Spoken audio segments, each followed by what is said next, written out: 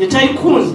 Abakulembeze ba Kampala Central kuli omubaka Muhammad Nsereko ne meya wa Central Division Charles Musekesero Njoje bagambye nti basize okwagira endongoseza mu nteeketeefu ga Kampala kubanga kino kyakuba omukisa okussamu endongoseza ze baagala. Bino byogedde mu lukiiko olutudde ku Mount Zion Hotel mu Kampala. Abakulembeze bano bategeeza nti balina okwongezebwa obuyinza kubanga tebalina kye bakola okuggyako okufuna ensimbi.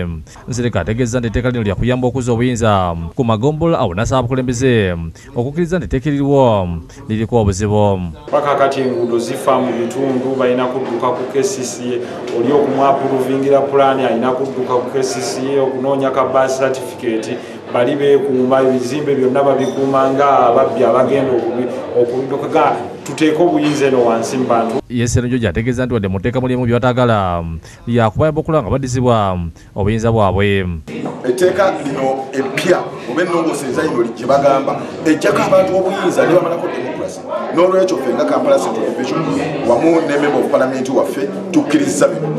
One, nti obuyinza division ziddizibwa obuyinza. Wadde abo bawagidde endongoseza mu nteeketeefu ga KCCA ate omulodi wa Kampala Ssaalongo Yasirukwa gasinze mu kwala n'omuli olubadde KCCA n'alagubenya ebivo olw'okusika omugu okuli w'abakulembeze ba KCCA wakati wa minisita Betty Kamya n'akulira KCCA Jennifer Musisi Makula.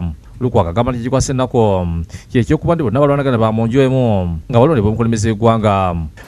Mu byo bikulaga ebintu bikulu bibiri.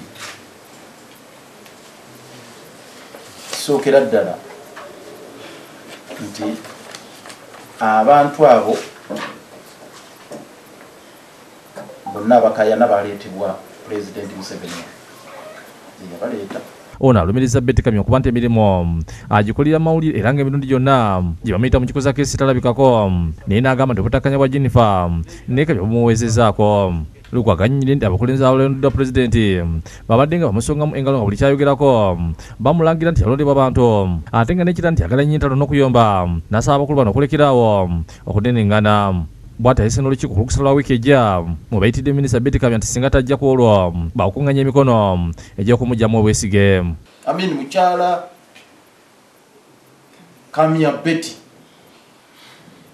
naye tumugambye naye tali waggulu w'amateeka ate tali waggulu wa kitongole naye yennyini byalumiriza munne nti wabimanyako ebbago twalikola ffenna twatuula bwe tuti waweereza gundi naye mu lukiiko luno na bino naye abitegeke mu buwandiike ajje ku lunaku olwokuna mu kitongole ono aleeta ensonga azanjule mukyala Musisi tuwulirize ne mukyala Kamya. Ku Lwokutaano lwa wiiki ewedde Betty Kamya yabulira bannamawulire nti Musisi talina mulimu gwakola okuggyako okubeera mu mawulire buli ssaawa ng'entabwe eva ku bbago lya KCCA. Musiri agamba nti Kamya teyasooka mwebuuzaako. Mukyala Musisi tusisinkana buli Mande ssaawa 2. Ensonga zonna zaatadde mu mawulire oba zaateeka mu mawulire twali bali tusookerako. Wabula ne Musisi ku bbalaza ya wiiki eno ng'alambula enguudo ez'omu Kampala yayambalira Kamya ku nsonga y'emu. Joseph Setimba ne Shamshad Nalugye bakisakidde Green Lwabukedde TV. Instituted in the name of the authority against the Minister for Kampala.